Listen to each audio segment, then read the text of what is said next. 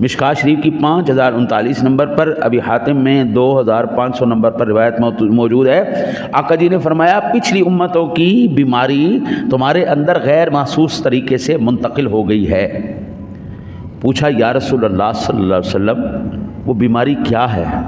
آپ نے فرمایا وہ بیماری الحسد والبغضاء، حسد اور بغض ہے۔ یہ ہماری امت کی بیماری نہیں ہے، یہ جنریشن ٹو جنریشن منتقل ہوئی ہے، یہ پچھلی امتوں سے اس امت کے اندر آئی۔ میرے آقا جی نے فرمایا یہ مونڈنے والی ہے، سر مونڈتے ہیں نا جی تو سارے بائل غائب، یہ مونڈنے والی ہے۔ اور میرے آقا جی نے فرمایا میں یہ نہیں کہتا کہ یہ بیماری بال مونڈتی ہے، بلکہ یہ تو دین مونڈ دیتی ہے، دین کو ختم کر دیتی ہے۔ بھئی یہاں پر جو بندہ بیٹھا ہوا ہے، یہ تمام کے تمام جتنے بھی افراد بیٹھے ہوئے ہیں، ان تمام کو جو رزق دیا، جو عزت دی، جو مرتبہ دیا، جو مقام دیا، جو گھر دیا، یہ کس نے دیا ہے؟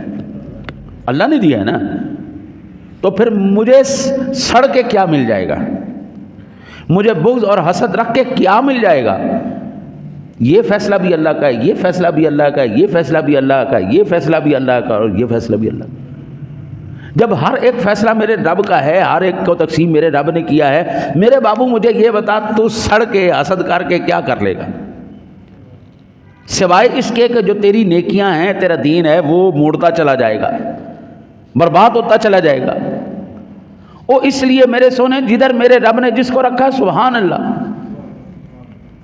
اگر تجھے چاہیے تو سیدھی طرح کہنا یا اللہ جس طرح تو نے اس بندے کو نوازا ہے، تو کریم ہے، تو اعلیٰ کل شیء قدیر ہے، تو مہربانی نہیں کرتا مجھے بھی نواز دے؟ تو اس طرح کرنے سے بجائے اس کے کہ آپ کو عذاب ہو، اس طرح تو اللہ آپ کو اجر عطا فرمائے گا۔ ہاں جی، اس طرح تو دیکھو نا جی، جس کو جو ملا ہے آپ کو پسند ہے، آپ کو بھی چاہیے، تو سیدھی طرح کہو نا یا اللہ جس طرح تو نے اس بندے کو دیا ہے، تو دینے والا ہے، تو رحیم ہے، تو کریم ہے، یا اللہ مجھے بھی عطا فرما دے۔ حضرت جی اللہ جب دینے پہ آتا ہے نا تو سائیوں کو بھی کروڑ پتی بنا دیتا ہے۔ کئی جو ہے یہ کاروباری لوگ، بڑے بڑے ہیوی قسم کے کاروباری، اربوں کے کھاتے رکھنے والے، ان کے بچے سائی ہیں، لیکن چونکہ باپ کی جائیداد ہے، اربوں روپے دے مالک نے۔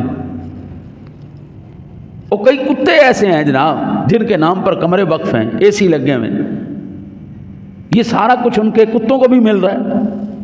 تو بجائے اس کے کہ حسد کیا جائے، بغض رکھا جائے، کینہ رکھا جائے، آئندہ کے بعد کیا کرنا ہے؟ اگر سمجھ میں آتی بات تو دامن میں باندھ لو۔